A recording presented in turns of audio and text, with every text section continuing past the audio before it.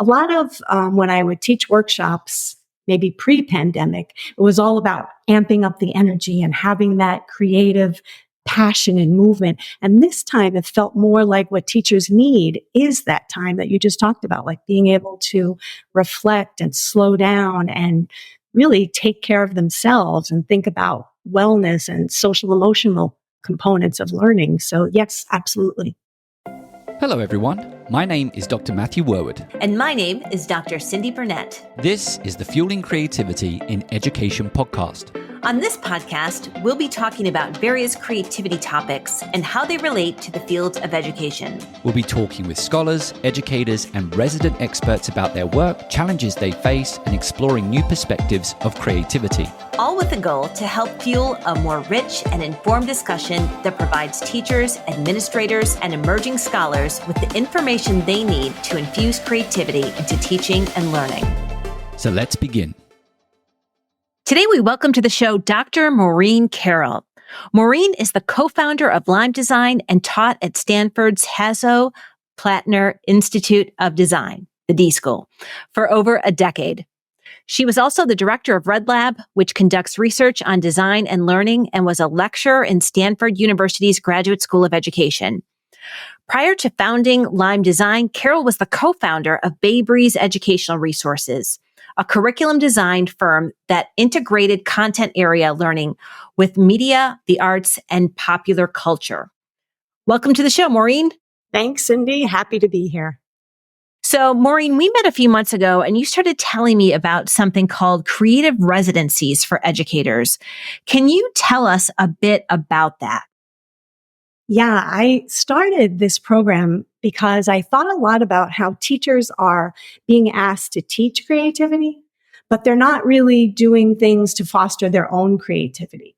And brought this program to a wonderful superintendent in the San Mateo County Office of Education, Nancy McGee. And we talked a little bit about how right now it's so important to elevate and celebrate teachers and thinking about how could that happen. And so I wanted creativity to be something that the teachers could experience firsthand. So what I did is I brought together different artists. So we work with an improviser, we had a drummer, salsa person, we had a dancer, painter, watercolor painting, and what the teachers went through a chance to really have that opportunity to be creative.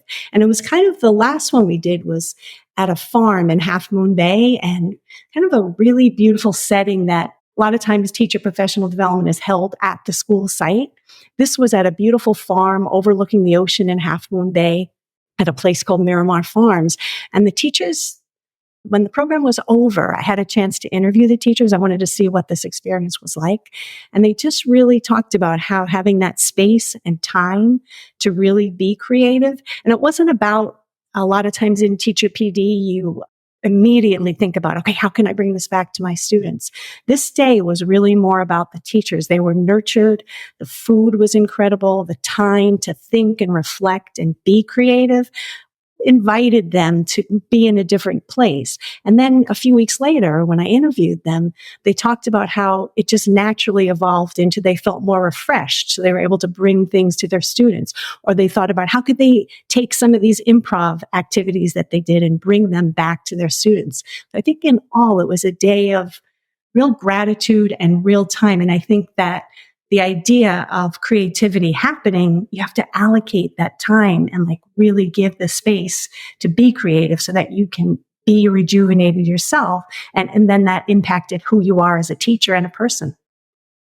And did you find that this sort of restored their energy? Because we talk a lot about burnout with educators. Obviously, this is, after the pandemic and teachers are sort of burned out, they're overwhelmed. Do you think giving them the space to sort of be and create and just breathe is a good path forward for them? Absolutely. And when I interviewed the teachers when I was finished, that came across in every single interview about how they felt re-energized. A lot of when I would teach workshops, maybe pre-pandemic, it was all about amping up the energy and having that creative passion and movement. And this time it felt more like what teachers need is that time that you just talked about, like being able to reflect and slow down and really take care of themselves and think about wellness and social emotional components of learning. So yes, absolutely. And if I was an administrator listening to this show, is there certain types of the year that you would suggest to have these types of experiences offsite? That's a good question. Well, we've done them kind of at different points in the year. There's something about, I think about all professional development. There's something about doing it at the end of the school year in June, where then teachers can kind of marinate over the summer. But then there's also something about a lot of teacher professional development happens in August, so that you kind of like prepare for the year and see what's going to happen. I guess the only time that I wouldn't think it would be great is in September, where you have that, like, let me get used to my students and let me sort of get into those routines. There's usually a break in October where a lot of professional development happens too. But I think, and also as you were talking about the snow happening, a lot of times in the winter, what a lovely time to rejuvenate, right after the holidays. And then you come into that, like, okay, what else can I do for my students from January till when school is over? So I think there's not a bad time, but yes, there are some times when you think about when will it be best for the teachers. So just follow up on that. My immediate thoughts is PLCs. We're using PLCs more and more. And, the basic background is let's put small groups of teachers together, and those small groups kind of take charge of their own professional growth and learning for the academic year. But I've noticed sometimes PLC time is really short. And so, the teachers come in, maybe they've got 90 minutes to work. Sometimes it's meant to be free time, but they've kind of got to cover A, B, and C in that time. So they don't have that freedom to kind of explore and experiment with new ideas, have conversations that may be completely unrelated to something that the administration wants them to focus in on. And it seems to me that these kind of experiences that you're offering could be a really good way to build trust within your PLC, to do something totally disconnected from school. So you kind of set yourselves up for identifying new goals as a PLC, leveraging the relationships that you've developed from these experiences. So you kind of feel that you can, take risks and share things that you might not otherwise share if you didn't have those relationships. I absolutely agree. I think it's really what you're talking about is building a culture within a school where there is that trust, empathy for each other. And also, I think a lot, we talk to our students about bringing your whole self to the classroom. And a lot of times when that doesn't happen is when you don't have that dedicated time to do that. And sometimes it happens in when you have a snack break in the classroom, or when you're coming into the class or staying after talking to students, or students talking to each other. A lot of times when we have a new class, sometimes the homework of a class is go do something fun with your teammates, when we put students in teams to work. And that sort of bonding, I think, can happen in the PLCs as well. For teachers, it's slightly different than for students. But I think what you're saying, thinking about building those relationships, when you feel that way and you have that vulnerability and knowledge of who you are outside the classroom, then it opens up all those spaces to be creative, because creativity is so much about risk taking. So I think that is absolutely true. And Matt, you might want to share with our audience what PLC stands for. So professional learning communities. And as I said, the basic background, and probably many educators know, is it's kind of like trying to move away from these one-off workshops where, hey, we've got our PD, you move into a room for 90 minutes and you have someone presenting a topic that perhaps isn't high up on your list of what you want to cover or what you think is most important for you and your students at that given time. So I think the basic transition toward PLCs is to provide teachers with more agency to pursue the professional goals that they want to pursue as a group. And to your point, Maureen, the risk-taking, the trust, I think it's really, really important, because certainly when I've interacted with teachers who engage in PLCs, they really do see it as a community of colleagues where they can kind of share ideas and share failures and, get feedback. And so much of what you're talking about, Maureen, reminds me of our episode with James Kaufman, where he talked about the benefits of creativity and the healing aspect and, feeling good about the wellness, the whole person that he talked about in that episode. And so I think it's wonderful that you do these creative residencies, and we'll make sure we put a link to those in the show notes. Do you want to bring more creative and critical thinking into your school? Look no further than our podcast sponsor, Curiosity to Create. Curiosity to Create is a nonprofit organization dedicated to engaging professional development for school districts and empowering educators through online courses and personal coaching. And if you're craving a community of creative educators who love new ideas, don't miss out on their Creative Thinking Network. Get access to monthly webinars, creative lesson plans, and a supportive community, all focused on fostering creativity in the classroom. To learn more, check out curiositytocreate.org or check out the links in the show notes for this episode. So Maureen, one of the other programs that you offer, which I found really intriguing and something Matt and I haven't talked about at all, is social studies in the making. So creativity and social studies. Can you tell us a bit about that? When the pandemic hit, I thought it was an opportunity to think about what are the other possibilities that I can kind of rediscover. And my graduate degree is in literacy. So I started thinking about what does literacy look like? And typically in a lot of literacy classrooms, you read a text and then you talk about it or you write about it. And I started to think about how might we broaden those notions of literacy.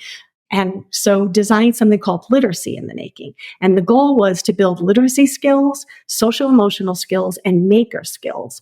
The social emotional skills were really about how to get students and teachers to talk about a text and really go deeper into what were the emotions behind that. And what happened is a lot of times, students and teachers could talk about feelings they had vicariously through the character. So we picked books that had really powerful themes like empathy or risk-taking, resiliency, compassion, lots of really themes that you could dig deeply into the emotions behind that.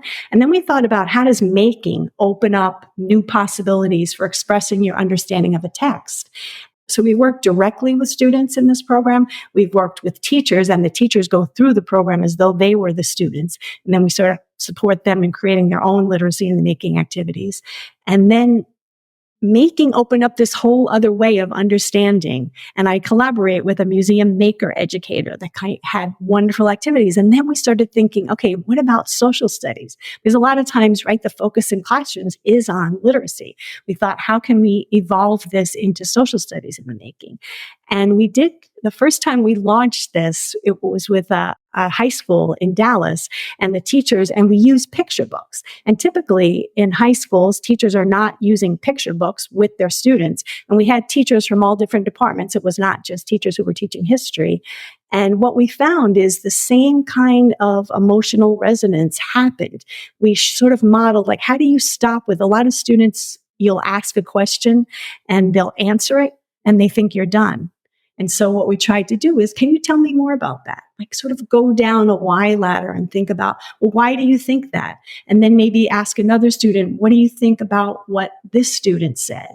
So that we sort of modeled that dialogue, because talking about emotions, sometimes even our vocabulary is limited. So we tried to think about how could we use like feeling wheels that showed all of these different ways to express emotion.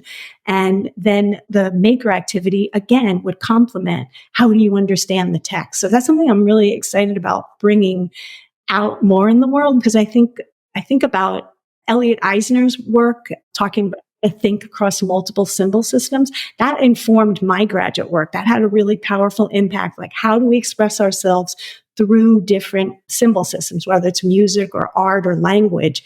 And I think that thread kind of always runs through when I'm designing activities and materials, because I really think it's important as a thinker to have that broadness.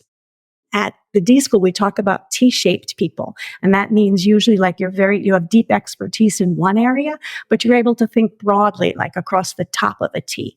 And I think that resonates with Elliot Eisner's idea of symbol systems, and also thinking about, as an educational designer, how can you, when you're designing creative activities, how can you make sure that there's spaces to represent what you're learning through those different symbol systems? But I have to say, I think it's also because, you have a background in design. I see a relationship with empathy and understanding the needs of whether you want to refer to it as users or an audience, through the text, trying to imagine what are the feelings driving the behaviors that we're observing in this story. And to your point with the feeling wheel, what are the other ways those feelings might be expressed? And just, again, it's just about trying to better understand other people. And of course, within social studies, I think there's opportunities to understand how other groups have behaved and acted and interacted with each other throughout society. So I kind of really enjoy that empathy piece being integrated into the social studies class in the way that you've done, as well as bringing in the making aspect. Yeah. I think about when I was in graduate school, I was a qualitative researcher. So I had to learn to be an ethnographer, to think about like how to do these interviews. And at the time, I learned to do it so that I could do my research from my research. But it had this learning. I learned from wonderful professors who taught me, how do you do this? And then how do you look at that data? But it ended up being really important in the work moving forward, because as a designer, as you said, that you have to have that empathy, and you have to sort of know how to ask questions that go beyond those surface answers and really connect with the person you're interviewing.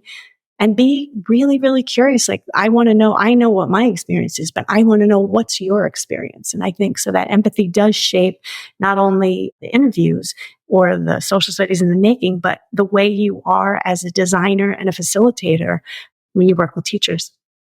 So can you tell us how we can bring that aspect? Because I know empathy is a big topic in education right now, how we can bring those types of strategies and exercises into the classroom to help teachers teach their students to be more empathetic. Yeah, I think kind of a great way to do that is when you're reading a book, maybe even a longer book, have the students take on the persona of the character and then interview each other. And maybe do that as a model in the classroom so the students see that, or maybe you sort of pass the interview questions off to someone else. A lot of times we'll set up groups where there's a main interviewer and then there's a backup interviewer, because sometimes the interviewer, there's a question like you may have that someone didn't ask. But I think being able to do that also goes back to Matt's point about learning about how other people think, because questions you might ask might be different. And also that way you kind of integrate some of the content, right? You're learning about, maybe you're reading a content book, right, about someone, maybe a historical fiction or something that gives you an opportunity to really put yourself in that person's shoes. Another activity I think really gets at that is sort of taking something you're learning, a person you're learning about, and doing a day in the life. So you walk in someone else's shoes and you imagine, what is that like? What happens when they wake up? Where did they go? Did they take a train? Did they walk? Did they take a bus? And then the third activity, that I really, really have loved doing, is I have these old like photographic boxes, and I went around my house and kind of went in junk drawers and threw a bunch of different things, ticket stubs and keys and maybe photographs, and filled them. We called them empathy boxes. And then we would give a group of students an empathy box and ask them to tell a story about using those artifacts as a springboard for empathy and understanding. And what happened is a lot of times stories about themselves came out, and then you sort of like have that empathy and they're sharing it in a group. So they're learning about, they kind of made up the story, but it brings out a lot about themselves as well, because we can't think of empathy as not being just something you give to somebody. Empathy is like a relationship, right? A transaction, not I'm just going to give you empathy. It's created together. I know I'm bouncing around all over the place right now, but I suspect that there are people right now listening to this podcast who are kind of reevaluating some of their activities now that we're dealing with generative AI, particularly maybe around journal assignments and short papers. And I just feel that some of these activities could provide new avenues to conduct formative and summative assessments. And, just to add some additional pieces on that, I could see some of these turning into short podcast episodes, for example, because I've been playing around with podcasts with my students, and if you've got some kind of content knowledge that you want, it sounds to me that they kind of have to have an understanding of, if you facilitate it well and design it well, they probably have to go and engage, for example, with a text, get some content knowledge about the situation or the person. And then what you could do as part of these kind of interviews is you actually do have the capacity to kind of like allow them to kind of then have some fun and play with it and engage their imagination as they utilize that knowledge and maybe bring it to a real world environment. And then perhaps you can capture it through a podcast interview.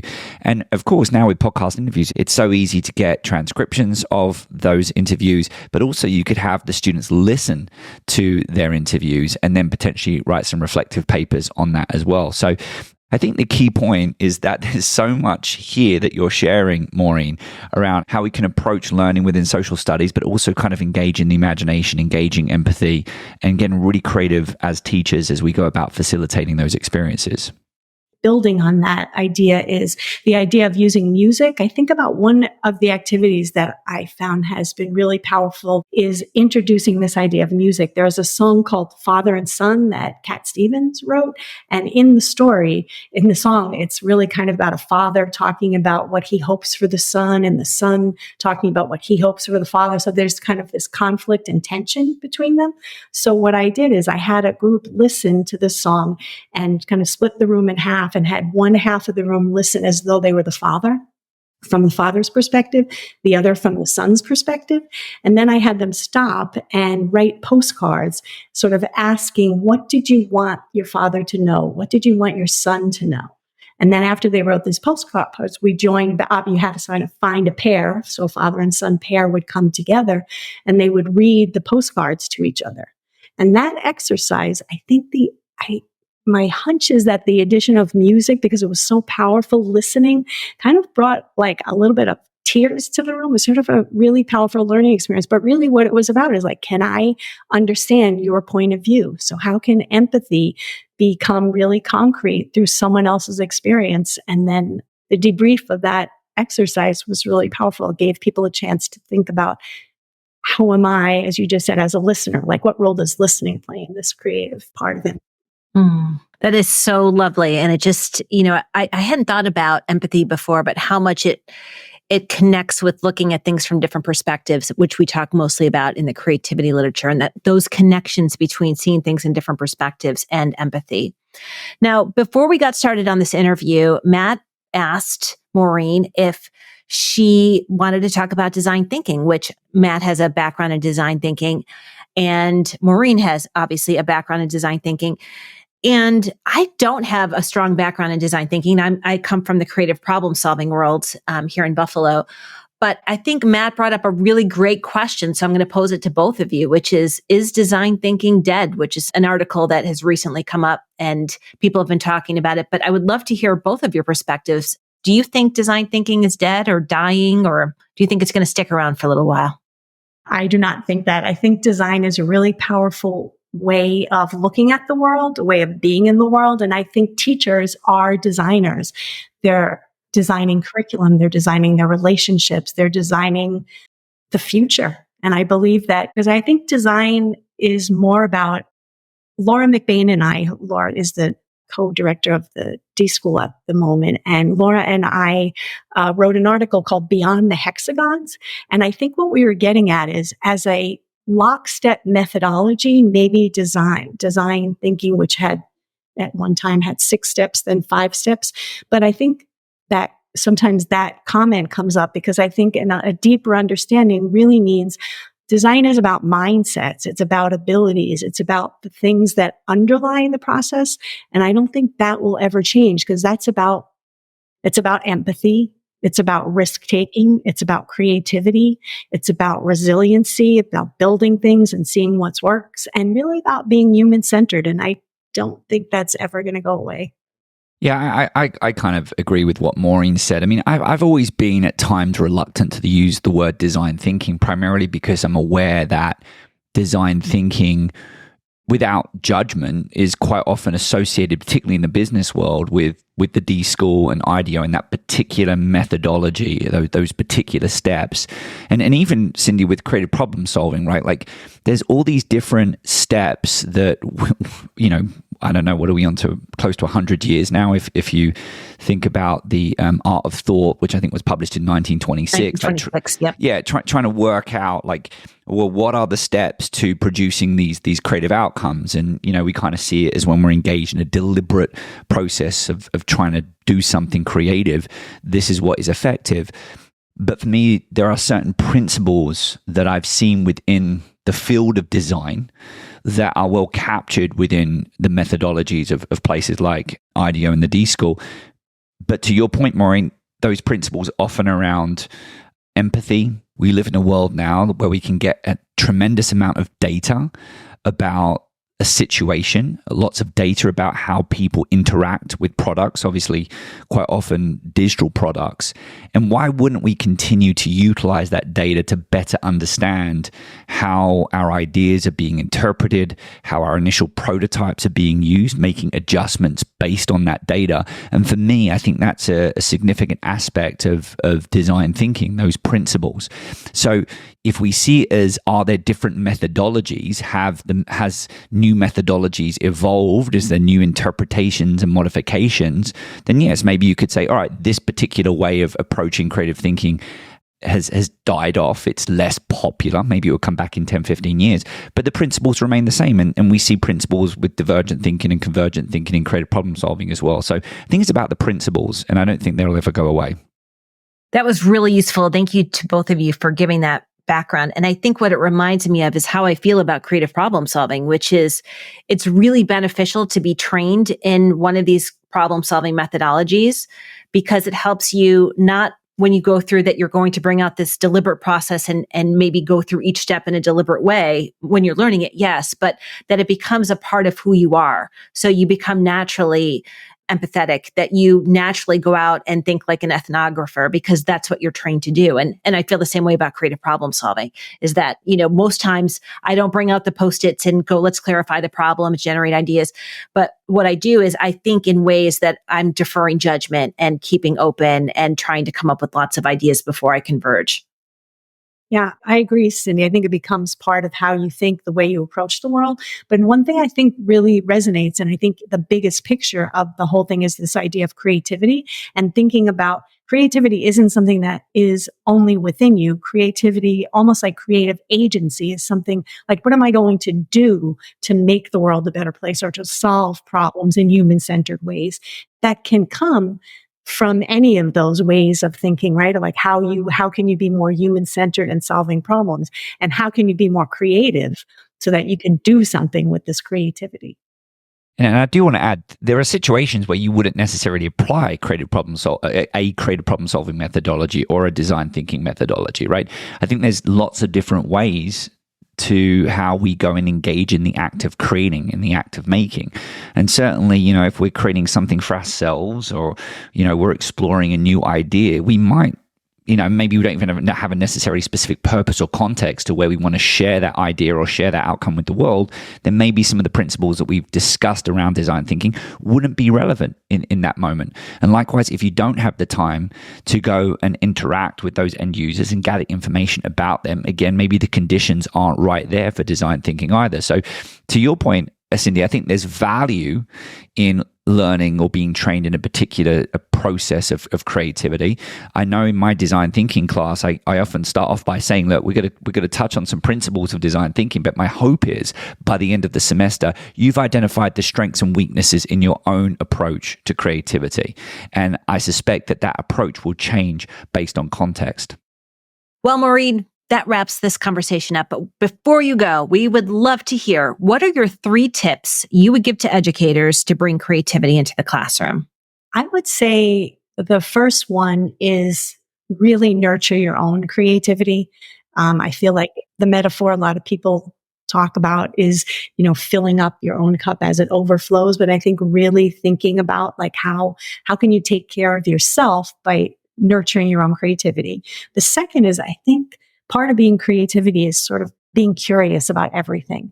And I think if you have that approach to the world as a learner, like you're always being a lifelong learner, there's so many things to know about, and there's so many different areas to explore. And I think sometimes taking the time to broaden your horizons, however that may happen, and have that real curiosity about people, about ideas. And I think the third is be collaborative. As a lot of times we think of creativity as this solitary pursuit, but there's so much to be learned by interactions, like the best kind of brainstorms where you have no idea whose idea this is because it evolved over the interactions and the rethinking and the reframing that happens when you interact in a group. Okay, well, Maureen, thank you so much for that. This has been fun. I think I've really covered lots of different things in this show, so we appreciate your patience as we kind of bounced around different topics. Now, Cyndi and I have a quest for you. We are hoping to get some more reviews for our podcast. We think it's a great podcast. Obviously, we're biased.